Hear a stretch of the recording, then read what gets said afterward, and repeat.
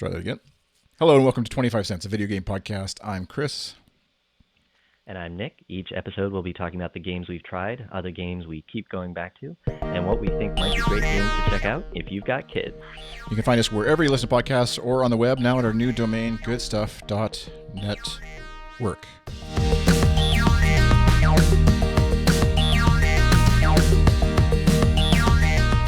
Just had to try and time the audio hit there with dragging out the network name. I actually forgot to check in with everybody. I think all the feeds and everything are working now. Are they not? Are you on? There was one show that was. I think it was. I have no idea what I'm doing. Was having some feed troubles, but only in certain podcast players. Right, Overcast maybe. So if you're out there listening to this and you're having issues finding, this is the problem with podcasting. If you only subscribe to the feed and you're not getting the feed, we have no way of letting you know that you're not getting the feed. So hopefully we can fix the feed so that you can find out that you're missing the feed, and then it's all sorted out in the end. I guess the ideal is what you publish a micro episode in the previous feed to say, hey, here's our new feed. Well, ideally, as podcast professionals, you actually redirect the feed before your domain expires, and then everybody's none the wiser. Kyle and I tend to operate a little on the fly by the seat of our pants side of podcasting. I think the SSL certificate for my photo blog was expired for like a month and a half earlier this year, or around the new year, because I just didn't get around to it. Yeah. Anyway, I think are we calling this season 2? Yeah, this is season 2. I think we're going to say that. You take a long enough break, eventually you have to start a new season. So we can blame COVID. We can blame our contractual disputes with the producers or whatever we want to. It's really the fact that I didn't get that executive producer credit that I wanted. You had to talk to my agent. It was a whole mess. Oh, I know. Such a diva with the demands on all the sponsorship money. I'm taking us to Spotify. Yeah. If you're not paying me like Joe Rogan. Or is it Anchor, or I don't remember. Yeah. There's a whole. I should do a podcast sometime. It's a whole thing. So Kids Corner. Let's jump into Kids Corner. Welcome to the new year. We got Kids Corner. I think we were kind of going to talk about some of the holiday game haul. At least in this house, probably the highlight. We got a couple of different family physical games, but probably the highlight was introducing my son to the Pokémon trading card game. So this is based on the Lunch Bunch remote school meetings they have. Pokemon are a big hit in first grade at our school, or in his class at least. And so he was pretty excited to hear about it, get into it. Has not played any of the video games yet, but seems to be really enjoying the game. This is the first time I played this particular game.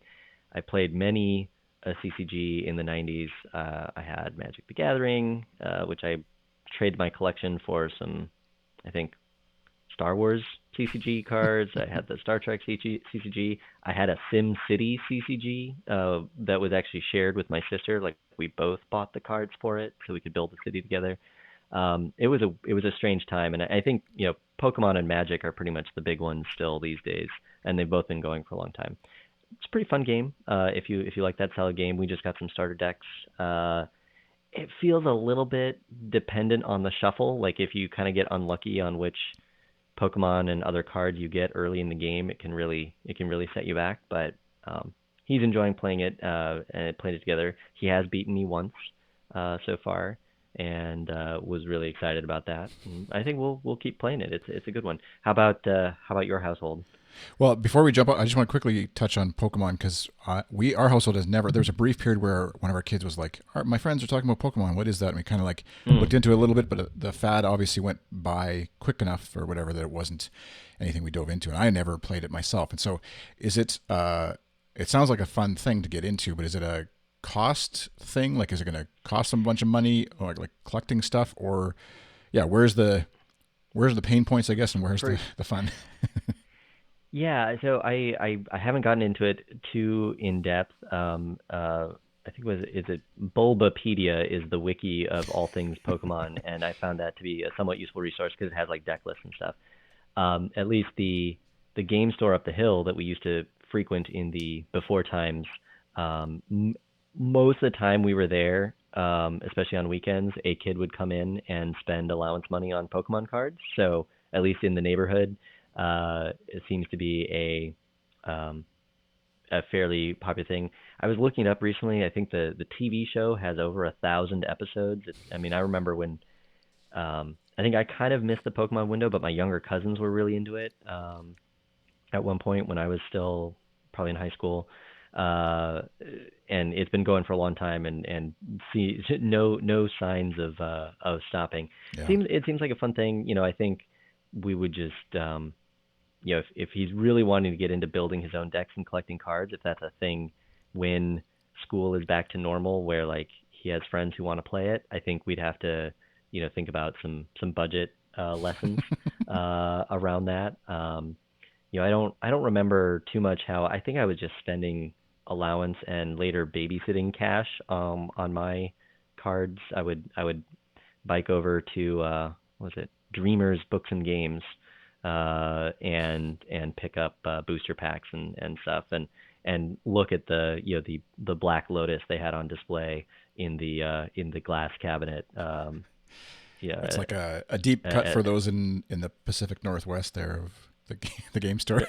oh, this is actually when I was growing up in Minnesota, but Oh, gotcha. I Right. doubt they are still open. In fact, I Yeah. think the mall they were in closed a while back. Anyway, Yeah. um, yeah, it can definitely be one of those things that you have to monitor. I think it's like in-app purchases, but with physical cards. Do they, when you play a game, you're supposed to lose your cards to the other player? Is that also part of this gaming, or is it not so much?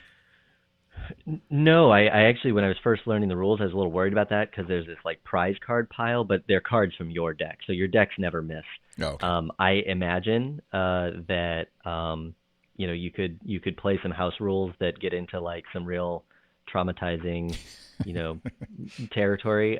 My dad, who's a retired teacher, his uh, his school had to ban Pokemon cards on campus because there were too many incidents of really upset kids over.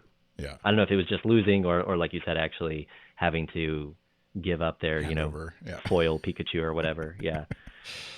Yeah. Well, in our house, it was a lot of Rocket League, Fortnite, and Clash Royale. My oldest got a Kindle Fire HD 8 tablet from Hmm. Amazon, I guess. And yeah, and so that Clash Royale and a bunch of games there lasted for a little while, but then he quickly used it at times he wasn't supposed to be using it. So then all the games came back Oh off, no. just for reasons. And so it's sometimes, I mean, we have the gluttony of way too much choice with a Switch and a Xbox and then this tablet and then Apple Arcade. Like it's dizzying the amount of games that theoretically they could play. And then there's still, I've had to remind him a few times where he's like, I should go get that game. I should buy that game. And like, there's literally like hundreds of games we have not played yet that we have. And there's something about the lure Yeah, of like the one you don't have or over the ones that you have access to, because we have actually I think this is for post sure. last episode is like Game Pass for Xbox is actually something we got for 3 months for $1 or whatever. So there's a ton of games there, many more hours than you could ever play in 3 months of games on that alone. And yeah, it's all. Anyways, most of it though is Rocket League, Fortnite. Those two kind of bounce back and forth, the free games, and they each gave each other some Fortnite bucks or Epic bucks or whatever they're called to outfit their characters Right. in that a little bit more.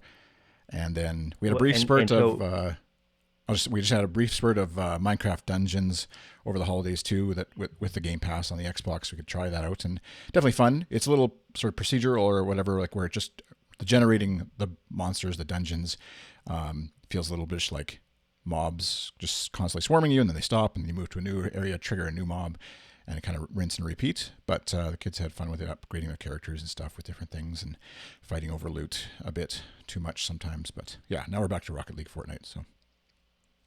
cool. I was just wondering, do they mostly play each other within the house? Or are they mostly playing online, or is it a mix?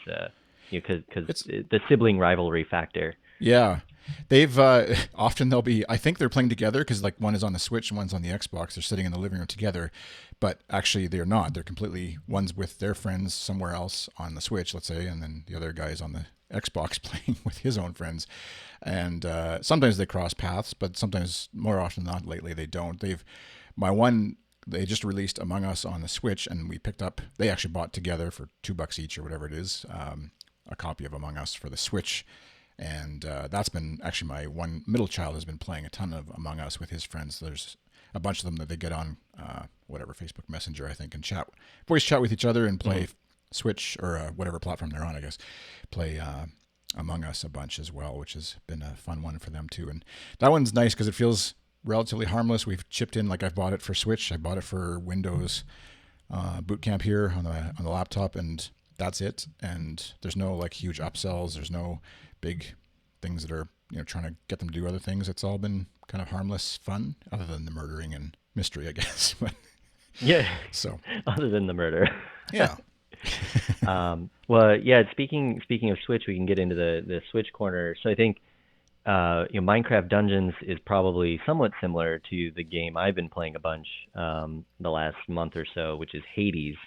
Which got a ton of buzz. What kind of end of summer, early fall, and I didn't pick it up right away. It's a little more expensive. I think it was $25 on the Switch. I'm not sure what it goes for on other platforms. But I can really see why it got so much buzz. It's an excellent roguelike. There is a little bit of that repetition you mentioned with dungeons, where as you're progressing on each run, you'll come to a room that is almost the same set of enemies and layout as on a previous run. But the order and the variety and all the other art and story elements are enough to kind of balance that out, that it doesn't feel super samey. And in particular, you have, I think, 6 weapons to choose from, and that completely changes the game style of how you play, like how you fight different enemies. It would be kind of like different classes in another action RPG, and the art is cool. It's got this whole Greek mythology thing, which, while I have not studied in school in many years, is pretty close to a lot of the legends that I'm aware of. And the characters are well voice acted and pretty compelling. And the other fun thing has been all of the fan art that I've seen turning up everywhere. People who can draw, which does not include me, really making some fun mashups of the different characters and their relationships, that, as portrayed very briefly in like a text box and a line or two of dialogue, reading into it a whole bit of the story. And yeah, it's a great game. It's been sucking most of my evening game time for sure. Is it it's a fun recommend. like there's a sense of accomplishment, I guess, as you go through each level, or as you upgrade or get through your character kind of thing? For sure. Yeah, there's different upgrades you can get. You get the boons of all the various Olympian gods and other characters that give you different powers over the course of one run. And when you're stuck on like one of the sort of the big boss fights for a couple of times, even though you get stuck, that you're starting to accumulate enough stuff to like kind of unlock some upgrades that'll probably get you past it the next time, as well as getting a better handle on the strategy or whatever. So yes, I've not completed a run yet. I think I'm probably playing a little too infrequently casually. I've mostly played just in portable mode with the Joy-Cons attached, and then a couple of times in portable mode with the Pro Controller. I've not played it on the big TV. We have just the one TV in the house, and it is claimed at the same time that I'm playing games. Is that the what it was for us for the last month was the Bridgerton TV over here? I don't know what we did watch that one. Probably not appropriate for kids to be around in the slightest, but No. we enjoyed that, my wife and I, as far as streaming media goes. And if we want to jump to Apple Corner briefly, we are starting season 2 of Dickinson, which is a similar sort of period piece with some modern elements, and Right. and we're enjoying that. Oh, good. Yeah, that's one we have to check out yet. So, I noticed you Yeah. said you got Nintendo Online for Christmas, or is that my note? I can't remember now if we both did that. Oh, that one's ours. I have not really used it much. So it enables what online play, Yeah, backups of your game state, and gives you access to the Nintendo and Super Nintendo emulated games, which is most of what I was interested in. So I've dropped in and tried out a few classics. My mental memory of what like Donkey Kong looked like on the Super Nintendo does not match what it actually looks like on a big TV yeah, these days. The pixels are large, right? Um, so it's kind of funny seeing some of the stuff, some of the stuff, and I think the biggest advantage of the emulation is, especially for the Super Nintendo, the cartridges that contained the Super FX like 3D chip, so Star Fox, a few others, I think were generally harder for the questionable legality emulators to deal with, but Nintendo presumably had yeah, the access to get it right, and so those games work really still work really well. yeah. Um, I think something I'll put more time in when maybe once I tire of Hades. Um, Yeah, it's a fun thing to if you've never played any of the Nintendo Online subscription, whatever that's called, their sort of connection service, and played some of the old games that way. It's fun. I think they probably suit themselves more to actually the handheld play of the Switch, just because then the screen is mhm. smaller. You're kind of like not as if you're an old school gamer, anyways. You're not as disoriented by the your massive whatever 4K TV with these old Super Mario Brothers 1 graphics on. But it is fun to play through and jump into. And actually, there's some fun sort of save mechanics. I forget how they work it exactly, but like where you can just rewind the game if you mess up and just start over again, and in a certain not even the whole level, but just like yeah, literally rewind the game as part of the emulator, which is kind of handy just for Yeah. running through a game and trying out things that you never got to try out, maybe, or you heard about secret passages or tricks or whatever in Mario Brothers that you never really got to try out or figure out how to actually do, and you can just mess around in there for a while and try it out. Yeah, and I think in particular that replay feature or freeze feature of emulation can be the thing to remember with some of these classic games is they were hard because there just wasn't that much game. So to get the same amount of entertainment out of it, it had to be a lot harder so that you would just keep playing the same handful of levels that were actually there over and over again until you got good enough. You just couldn't fit that much game on a old cartridge. So I think that's Yeah, part of it, but that can feel very unforgiving to a especially a younger kid who's used to modern well, even just like platformers, like we have Yoshi's Crafted World for Switch, and it has a lot of forgiving mechanics around falling and extra lives and everything that don't exist in an old Mario game. yeah. We had to learn the hard way that your character would die and you'd fall through the Yes. hole, or this thing would eat you, and you have to start all over, uphill both Yeah, ways. and at least for me, I've mentioned before, we didn't have a console at home, so I was basically always playing just the first handful of levels at a friend's house because they wouldn't let Right. me touch their save game. I would start a fresh one and then promptly die and never had that time to really practice and get Right. good. So it's fun to revisit some of those that I remember playing here and there as a kid. And you guys, did you get a Ring Fit? Um, Yeah, so Pick one of we those up. had I think I mentioned we had Just Dance and we also picked up Ring Fit because kind of feeling like any way to when stuck at home during quarantine Yeah. for the still a long time yet, uh, finding ways to build those kind of strength and cardio activities into gameplay is good. I would say my son has probably played it the most, even though we have to calibrate it to the lowest setting because he's 7, and it's definitely intended for bigger, stronger upper body.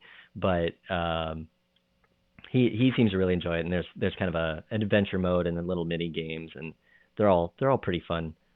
So far that I've tried, I just need to. I'm gonna just do it more. Kind of try to work it in as another form of exercise when we're You have not just to, like walking around the neighborhood. yeah, do like a Apple Fitness Plus comparison to Ring Fit comparison or something. Yeah, yeah. Maybe we can do a battle of the fitness gaming Yeah. on a future episode. Is it in the limited time that you've tried? Does it do an adequate job of tracking multiple users, or is it kind of like limited to one person? Yeah. So the general Switch model, right, is like when you start a game, you pick the user. Yep. And then and sometimes even switching users, you like have to completely exit out the game and you get the whole menu again, right? They've made this one a little smarter. So anytime you complete a particular, I think in adventure mode you start and you say I'm this user and I'm playing. But for any of the mini games, when you complete the game and you say you want to record your score, um, you pick which person uh, profile you're updating. Oh, okay. So you just do that every time you finish, and that way you're not, if you're trading off, you don't have to like constantly back all the way out and come back in, which is nice. Yeah. Yeah.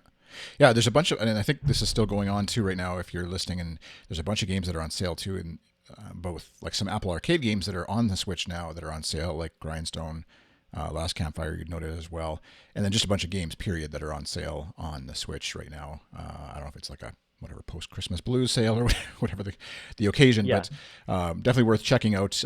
And something handy if you're not aware, if you have a Switch, you can log into your Nintendo account on a browser, like on your computer, and buy the games. And then this is what I did for Among Us Hmm. for my son the other day, is just rather than having to log into my account and remember my password and type it in on the Switch or whatever, log in online on the browser, and then within seconds it was downloading on our Switch right away from the purchase. So and even this a bit of an aside here, but like the Switch, they have Nintendo coins that you earn when you buy stuff, and so we had worked out, like, I think it's $6 for Among Us, but I had coins somehow from other purchases that saved us $1, and so then they were like, "Sweet, we get to save some money on our Switch or our Among Us purchase or whatever." And I was like, "Wait, those are my coins that I earned Yeah. buying stuff. So why do you get?" Anyway, but Yeah. yeah, just something that a little sort of like buyer reward thing, as if you can't take your Nintendo coins elsewhere, I guess, but at least on future purchases, you can get a little bit of savings each time you buy something. So Yeah, I think the interesting thing about the Apple Arcade games that are available on Switch, and I think kind of a reminder that we don't always have the right instincts around how much a video game should actually cost, is the arcade games are often in the $10 to $15 range on Switch, which is, if you think of the way where a standalone single purchase game on iOS or Android tends to be, it's like, a couple dollars, maybe $5. But and then Apple Arcade itself is $5 a month. So it kind of gives you an idea of that value is maybe if they're able to charge that much on Switch, it probably gives you an idea of like, well, Arcade is actually a really good deal for accessing some of these high end games yeah, exactly. on a subscription basis. Yeah, totally. And something like Grindstone, if you're not willing to or don't want to pay for Apple Arcade, I think would be a ton of fun to have on the Switch. Like handheld mode, especially, would be a lot of fun with Grindstone, Hmm. and to play that way. So yeah, over in PC Corner now, we still I still need to come up with sound effects for each transition here. But anyways, the Windows 95 blunk sound or something. But Yeah. the Star Wars Squadron, this is going back now. I don't think this is on sale anymore because it was over Christmas on an Xbox No. sale. I was tempted to pick it up, but I didn't ever. But yeah, in VR mode, I think you had referenced or seen somewhere Star Wars Squadron is in VR. Yeah, just seeing some demos of it. I mean, I think if I imagine the Star Wars game I would want to play now, and so back I had the X-wing, I think the CD-ROM version. I bought a joystick, for the sole purposes of playing the X-wing Like the simulator. flight stick kind of And thing. if you yeah, yeah, like a flight stick, not like a super fancy one, but Yeah. yeah, I had that, and had played other Star Wars games like Dark Forces and Rebel Assault 2, I think. Um, so that I could imagine the Squadrons game really scratching that itch, and just seeing the demos of like seeing it in VR where you're like in a pilot, or you're in the cockpit and you're turning your head and seeing like the TIE fighters zoom by, looks like a really awesome immersive Star Wars experience. I don't have a platform I could play that on. It's on consoles, but not Switch. Probably won't come Probably to won't. Switch Yeah. for graphical quality reasons, right? And I don't have a PC, so um, I don't know when I would try it. I don't know that PC building is really in my future. We'll have to see when this iMac goes kaput. I probably more likely to look at an M1 Mac replacement anyway. Yeah. But yeah, a Star Wars a modern Star Wars game is kind of cool to see, and to see that it's like a really high end one. Yeah, and also another sale of note. I think it's still going on until the end of January here, is Epic Games Store. they sell games obviously as well, and that's where you get Fortnite and now Rocket League. But also they have every month they have a free game, and right now on for free is Star Wars Battlefront 2. So if you've got I think it's just Windows as well, but that's sort of a immersive. I don't know if it's multiplayer. You can play co-op or, anyways, it's a fully Star Wars game. That's another one that feels a little more like, what's the word, where like procedural or like AI generated sort of battles that kind of feel repetitive after a little while. But it's still fun to like run around killing a bunch of stormtroopers as whichever character you want to be, and or fighting against your kids as different characters, and running around the map and familiar places and stuff like that. So many opportunities to say "I am your father." Yeah, exactly. Right before you frag them. Yeah. Yeah. So you had touched on you had some conventions that you were at or were about to go to. I forget where you are in the timeline here. Yeah. So I think before our hiatus, PAX Online was coming up last fall, and then the other weekend here was a small local, primarily board and tabletop gaming convention called Orca Con. Both were online exclusively this year. PAX Online was a huge production, tons of panels and games and exhibitor stuff. We streamed a few things, didn't play any games online. I think the highlight for me was an interview with Sid Meier, the creator of, among other things, the Civilization series. He's published a memoir, which I think I'm going to try to pick up at the library. Speaking of Apple Arcade, he mentioned he was playing Overland. This is now a few months ago, but I thought that was interesting to hear. He just talked a lot about the genre and the sort of how games have changed over the decades that he's worked in the industry. So that was cool. For Orca Con, like I said, it's a much smaller convention. We went in person last year. We attended a panel on map making for RPGs, which was really interesting, and my son was really into, to the point where he immediately started making a hex map of a world based on something the presenter showed off, Nice. just on some paper. They had a cool thing where, so TableTopia, you can play board games online. They had a code where you got the gold membership level for 3 days for the duration of the convention, which means you get access to all the games that are in the library, not just the free tier ones.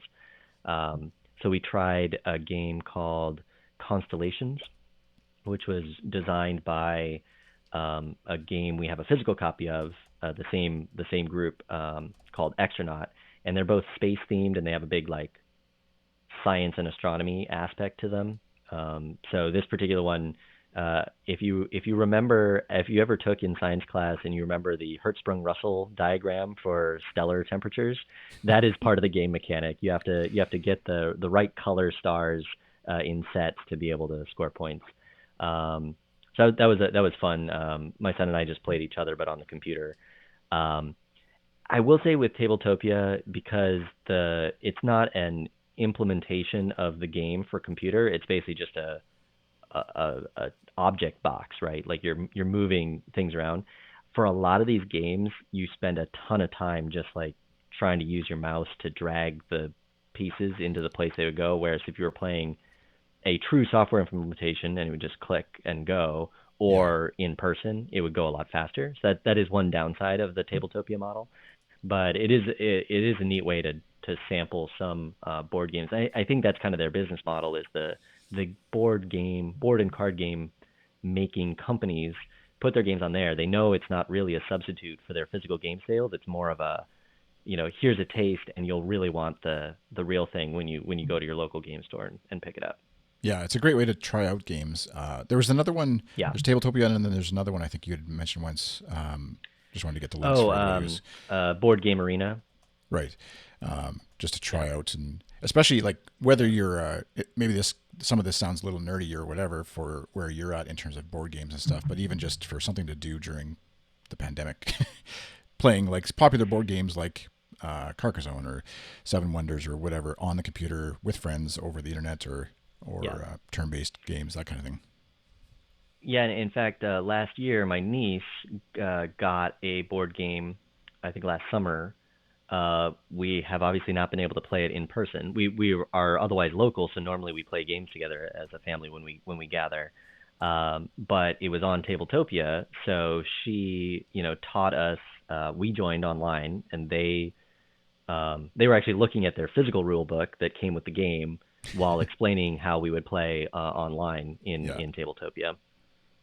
So yeah, it can be a great way to connect. And I've been playing some Board Game Arena against some old World of Warcraft guildmates that I reconnected with recently on Discord. So we've done a game session where we all got on a call and just played some board games and kind of reminisced about raids long past. That was fun. Battles from the old days. Yeah, yeah. So yeah, I think just in general that there's also some cool stuff on like Tabletopia or using Tabletop Simulator, which is usually available via Steam, where people who are designing games will put them up for free for playtesting, and you'll get like some placeholder graphics and kind of like an idea of whether this would be a fun mechanic, and then they get really good feedback from real players that they might not otherwise get as part of the game design process, which I think is pretty neat too. Nice. All right, let's move on to Apple's Corner. Is that a falling apple? Yeah, I don't know. Maybe sound effect. Still no new Apple TV. No, we need one of the old like Mac sound effects, like the bong or something. Oh yeah, maybe. Anyways, enough fun with the soundboard. Yeah. So have you played much new stuff? Not a ton. I haven't been staying on top of the new Apple Arcade releases as they come out. Like I said, Hades. I tried Marble Knights, which is sort of this little action puzzler game where it's like medieval, but everyone has wheels instead of legs to roll around on. Didn't like it. Just didn't click with me. The controls were a little weird. We tried Skate City, which is nothing like the Tony Hawk I think you were playing last time we chatted. It's 3D graphics, but you can only move in the plane, and just kind of you do, at least on the iPad, you do different tricks depending on which quadrants of the screen you're touching or swiping in. So you might go like down right to do one move, and then tap in the upper right to do another move. So that was kind of fun. My son liked it. I think just the idea of skateboarding briefly fascinated him for a week or so. I tried the preload feature for Slash Quest. So that's where Arcade will tell you a game is coming out in a week or two, and you can say preload, and it'll just show up on your device as if you've already purchased it once it's available. That particular game also didn't stick with me. I think some of the other arcade games have been better versions of that style of play.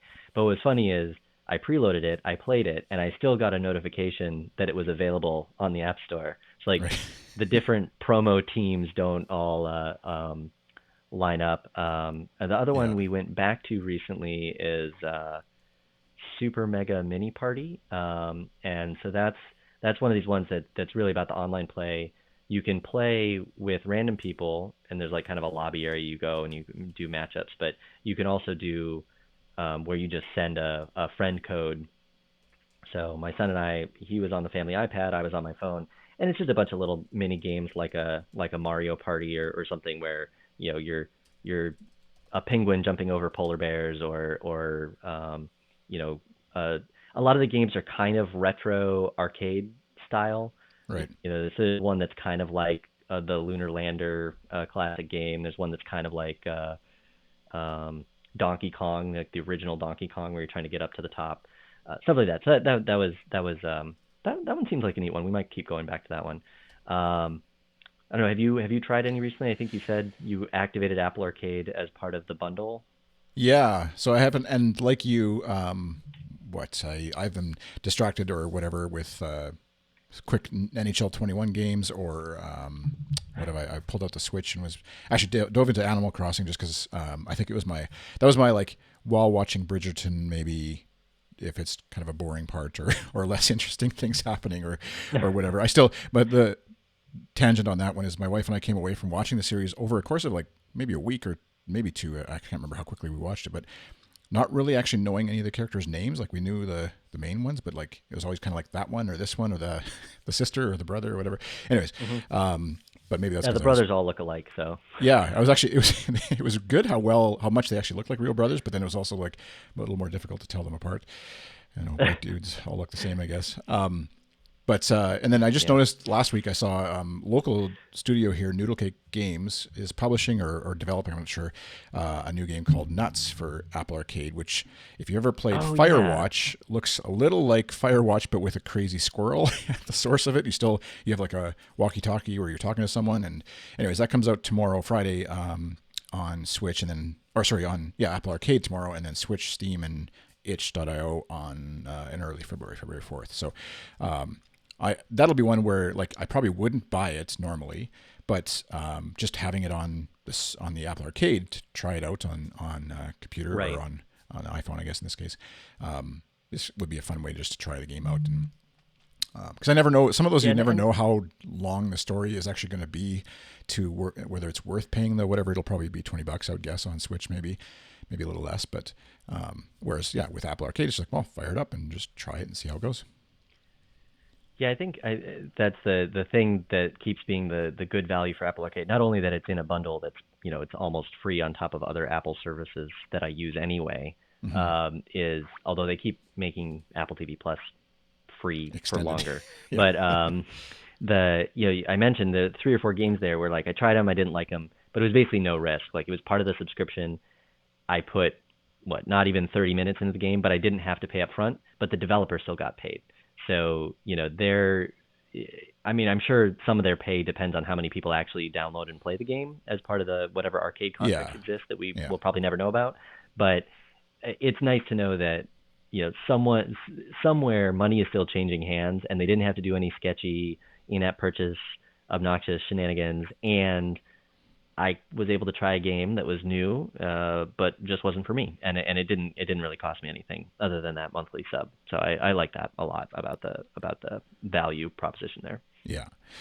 Yeah, and then Apple TV app. I think this is still news as far as our recordings, but came out a couple months ago on Xbox. So for anybody who has an Xbox, if you haven't discovered this already and you want to watch some of your Apple TV subscriptions, if you're an Apple TV Plus subscriber or get it for free, like we said, the app is great. Actually, on Xbox, works great for me. It's a nice little holdover until whenever the perpetual waiting for the new Apple TV box to come out, because it doesn't allow you to do things like Fitness Plus. Let's say if you want to use the new Apple's new Fitness thing that's part of the bundle that we have, or do AirPlay, like streaming from your phone or computer right to the TV. It's purely just to play Apple TV Plus movies and TV shows. But anything you bought over the years with Apple is there. So we have the Harry Potter collection, and actually over the holidays we decided we're kind of like, should we do it, should we not? And we ended up just buying the Hobbit and Lord of the Rings collection on Apple TV because it's now in 4K on there.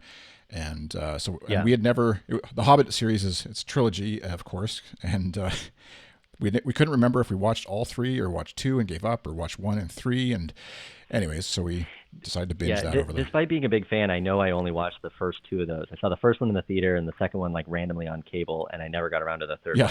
I think that's the same. The original Lord of the Rings trilogy, I was there at midnight on release day for all 3 of those because that was something that I was a big fan of. I think I saw there's an improved like 4K extended edition coming out on Blu-ray this year, so I think I'm going to wait for that because it'll have all the fun behind the scenes extras. Yeah. I'm also excited about the Prime Video series that's going to be Lord of the Rings, but from a different era. I think they just had some big announcements about that last week. Yeah. So whenever that comes out, I will definitely be lapping that up. We'll have we're way off from game content at this point. I was going to say, a Lord of the Rings corner. Yeah. It's Apple TV related. We were talking Apple. Yeah. I have played the Lego Lord of the Rings game. That's pretty fun. It's the same as all those other Lego games. You get all the little characters and you run around getting collectibles. It's fun. Yeah. Maybe we'll end on this. Is the discussion my wife and I were having while we were watching The Hobbit as like appropriateness to show our kids, because I've tried getting some of our kids to read Lord of the Rings, and it's just too much right now. Like they like stories, they read a ton, but they're just at various points we've tried. And so I'm actually going to try reading The Hobbit to them as a thing we'll try over the next little while, and then that's easy enough to like either skip over or explain what's going on, obviously. But we were watching it like there's still, our oldest is too easily triggered by really in terms of nightmares post. He's not scared in the moment, but post show. That was me as a kid for sure. Yeah, and then our youngest is 8, and so then like seeing the dragon flying over the city or whatever isn't like an awesome thing to stick with her. But I remember watching Lord of the Rings and thinking like, oh, it's not that bad. But then like the orcs and the goblins and like they're just gruesome monster stuff, and so it was kind of disappointing. I was like, oh, I guess we got to wait a little longer. I would imagine the same for you, like with a younger one. It's I mean, my son is 7. Those are solidly PG-13. There's a lot of sword fighting and war and intense monsters and everything. We have slowly been reading The Hobbit. I have been reading The Hobbit out loud to him. It kind of hasn't stuck. Like every once in a while he's interested, and we maybe do like a chapter or two. It's dense reading to read aloud, right? And that was something that always attracted me to the series as a kid, was the language and stuff. He likes that there are songs, which I attempt to make up tunes for. And the other thing too, and I mean he even noticed this, is like it's a bunch of dudes on an adventure from like a very not diverse perspective, and I think the other stuff that he has access to, like the sort of chapter books he's starting to read from the school library, are just a lot better in that area. And so kind of in the back of my mind, I'm like, well, I loved this growing up, but it was already kind of dated, old dead white guy literature. Yeah. But at the same time, it's what got me into like linguistics in college, was because of reading Tolkien's fiction. So I don't know. I'm still conflicted on that one. I think it's one that it's available in the house. Probably won't, push it as early or embrace it as much as like, Star Wars has been. But there's something he's aware of. He knows I like it, but it'll be a while. It'll be a few years for sure. It's become almost the point of like being stubborn about like, if there's ever no books in the house that they've taken from the library, nothing to read, they have nothing to read, they want to go to the library. Then I say, well, there's Lord of the Rings right there, just go grab it. Like, so now it's like a point that they're not going to ever give you an right. But yeah, and I mean, there's tall white guys and short white guys and white guys with ears, so it's pretty diverse. No, I'm yeah. There's a guy who I sort of knew in college from the gaming club who wrote this long, really good essay on like the role of racism and orcs in Tolkien's work. I'll try to find the link and put it in the show notes. I would definitely recommend it. It's eye opening because it's not great, and how it's influenced other fantasy games in particular. I'll see if I can find that. But yeah, on the violence level too, it's this like it gives me new appreciation for things that like Star Wars is.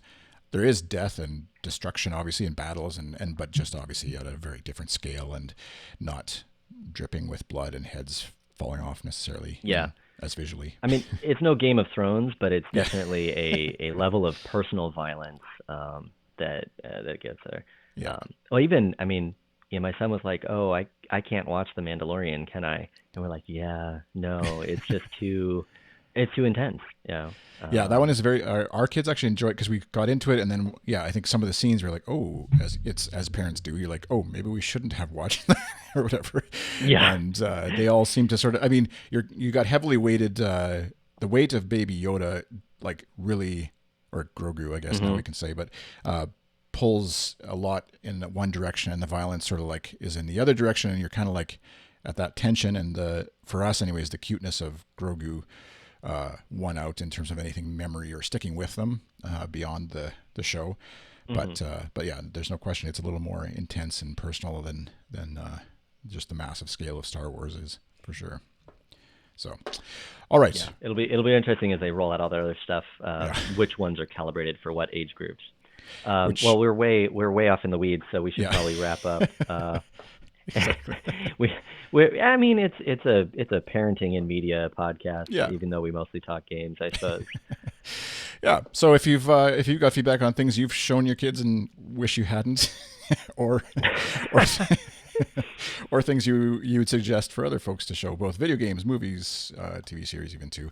The what's it called? WandaVision, actually, we watched with the family too, and that was like a funny. Oh yeah. is kind of poking fun a bit at some of the old school TV show in the midst. Like there's a lot of meta humor that the kids are just like, after we watched the first episode, I was like, are you wanting to watch more? Because there's nothing that happened. They just kind of walk around their house, and there's a few brief kind of cute moments of like, magic-y type things or whatever, superhero stuff. But otherwise, it's just like a 60s style TV show that at the same pacing of a 60s style TV show. And they're all like, yeah, let's watch the next one right away. Let's watch it. So anyways, I digress. 25C Arcade on Twitter is where you can reach us. Goodstuff.network is where the podcast can be found as past episodes as well, and other shows if you're into other podcasts and wanting to find some out. My 13-year-old loves Midnight Snack. Kyle and Kenny talk about food and other goofy things that they find around the internet, and I would have never guessed to show it to him or let him listen to it. Even not that there's anything horrific or violent about the show, but just thought, I didn't think he'd get into it, and he's like loving it. He's always telling me when a new episode drops before I even find out. What? Even so, watch out, they're going to start putting some podcast MA content in there just to mess with you. I have to. Or Kyle said something about some diarrhea commentary in one episode, and he had never mentioned anything about that. So I think it might have been in the Patreon version only. So, but we'll see. Well, yeah, you can go to patreon.com/goodstuff for all of that content, bonus material, right? Exactly. Bonus material. All right, but anyways, thank you for listening to 25 Cents, this video game podcast. You can find me on Twitter. I'm iChris. And you can find me on Twitter and most everywhere else as UltraNerd. That's NURD. And like we said, you can find 25 Cents wherever you listen to podcasts. Goodstuff.network, /25C, patreon.com/goodstuff. Thanks for listening. Have a great day. Bye. Bye.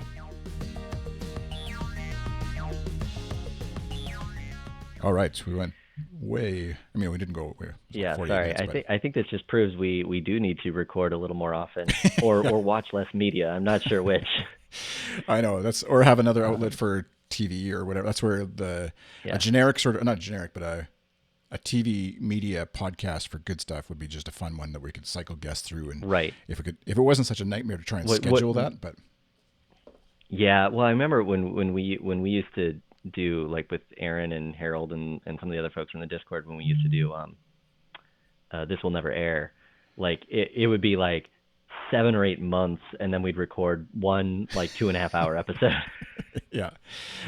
So, I know. I don't know how. That's where I'm impressed. I think a lot of any of the successful podcasts that can do that, I think, always gather people who either don't have family or don't have a job that requires them.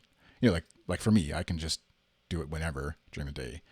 Not an issue to schedule with, and but I mean, I say that, but then I often am the one who's breaking our own meeting times too. So no, I mean, for me, I just have to block it because I guess it's the curse of career advancement is more meetings, at least in my job. Yeah, that's true. At some point, it's going to flip for you, where it's like, oh, you want to use Twitch? Okay, that's part of. I see that happening in the developer world, where they have obviously a little more practical reasons why they can demonstrate stuff versus what anything we would do unless we were talking exclusively. I guess right. Prime Video and Prime Gaming. Yeah. Whatever. But anyway.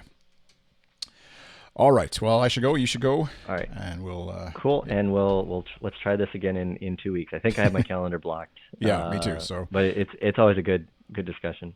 We're gonna try and do this. I was just gonna say. I think the other night, my son asked me, what was the first movie you were scared by? And I was like, oh man, I have no idea. It was like a really good question. And I asked my parents, and they weren't sure.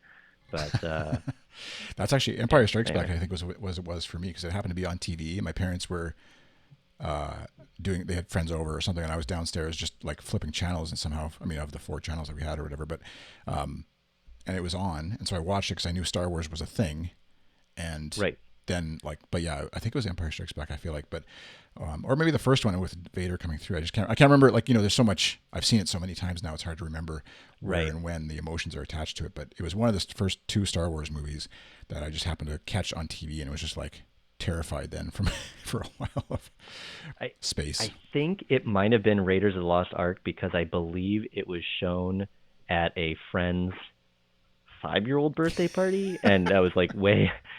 I mean, there's like it. So or at least I saw the face melting Yeah, way that's too the. young. And that one stuck with me. Even where like I've rewatched it as an adult, I'm a little bit like, no, thank you. Yeah, yeah. I Anyway, forgot. I all had. right, I better Yeah. drop. Okay, Sorry, that's great. I'm rambling.